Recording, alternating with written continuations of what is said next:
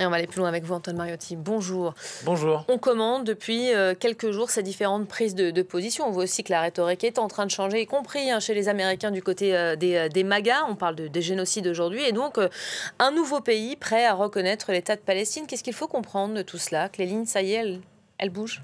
Il faut comprendre, mais c'est difficile à dire si elle bouge réellement. Elle bouge, oui, mais jusqu'où? Toute la question est là. Ce que l'on peut constater, en tout cas, c'est que le gouvernement de Benyamin Netanyahou est en train d'isoler petit à petit davantage Israël par son action dans la bande de Gaza, qui est jugée entièrement démesurée, alors qu'il y avait évidemment une unanimité, ou quasi-unanimité, pour dire au 7 octobre au soir 2023 qu'évidemment une riposte était légitime, qu'il fallait que le Hamas paye le prix des attaques terroristes terribles et archi sanglante qu'il avait commis, et que le monde entier, presque, à part quelques jusqu'au boutistes, eh bien, était en train de soutenir Israël. Aujourd'hui, ça s'est complètement inversé. Il est intéressant de voir que certains pays sont en train de vouloir la création d'un État palestinien, mais pas tellement parce qu'ils estiment que les Palestiniens méritent, comme n'importe quel peuple, d'avoir un État normalement constitué, mais en représailles finalement à Israël et à l'action aujourd'hui du gouvernement israélien d'extrême droite de Benyamin Netanyahou. On peut aussi voir que la France est allée d'abord seule en disant, bon, nous allons reconnaître en septembre. Le timing de l'annonce était un petit peu étrange, bon, juste avant cette conférence, mais même pas pendant la conférence. Et on se demandait, est-ce que finalement la France n'a pas réussi à en avoir d'autres, ou est-ce qu'ils vont réussir à créer un engouement? Il n'y a pas une annonce avec 10 d'un coup, 5 d'un coup, je ne sais combien. Ils arrivent finalement petit à petit à lancer un peu cette dynamique-là. On a vu le Royaume-Uni qui initialement était non, pas du tout, enfin en tout cas pas comme ça.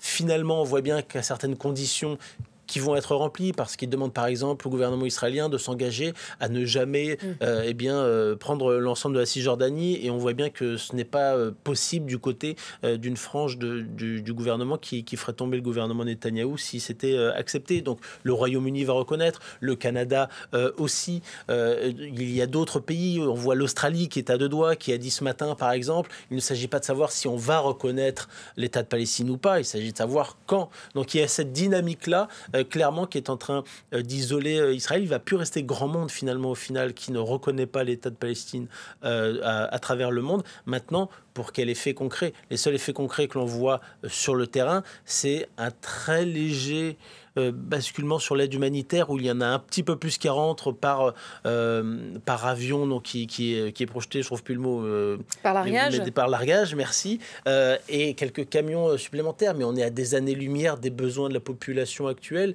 donc ça ne bouge pas non plus au-delà. Maintenant, ces images de famine, c'est une des seules choses qui fait bouger un petit peu Donald Trump, et où il dit à Netanyahou que là, il faut quand même faire attention. Je rappelle que par exemple, lors de son premier mandat, c'est des images comme ça qu'il avait fait intervenir en Syrie sur des frappes qu'avait refusé de faire Barack Obama quelques années plus tôt.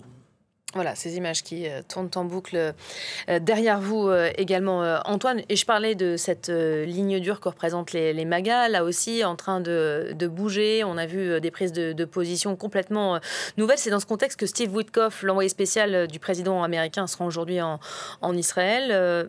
Il y a des discussions sur un cessez-le-feu. On en est où concrètement ?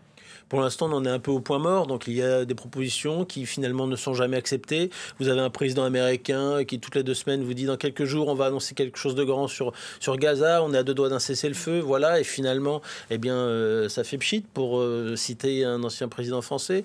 Donc ça n'avance pas réellement, chacun a ses lignes rouges. Le seul qui peut vraiment faire bouger un peu les choses davantage, c'est Donald Trump, et potentiellement de dire, bah, écoutez, on met un terme à la guerre immédiatement totale. Mais par contre, il faut que la totalité des otages soient libérés, que les corps des otages décédés soient rendus. C'est une possibilité, plutôt que de refaire encore des choses en plusieurs étapes qui n'ont pas fonctionné par le passé. Steve Witkoff, il vient pour discuter officiellement de ces prochaines étapes.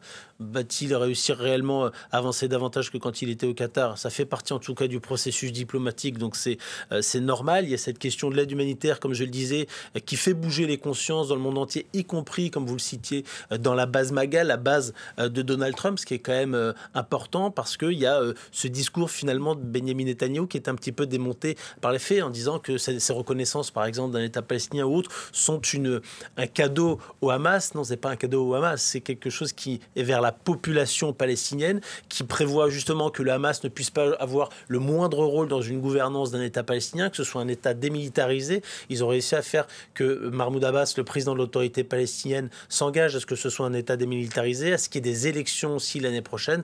Ça fait partie des conditions, notamment mises par le Canada. Par contre, il faut être quand même assez prudent. C'est que Mahmoud Abbas n'a pas une grande légitimité, qu'il n'a pas une grande envie d'avoir des élections parce qu'il a de très très fortes chances de les perdre, même s'il n'y a pas grand monde autour non plus pour prendre le relais, et que des élections, il en a déjà promis, et que pour l'instant, on ne les a toujours pas vues depuis plus de 15 ans. Merci beaucoup, Antoine.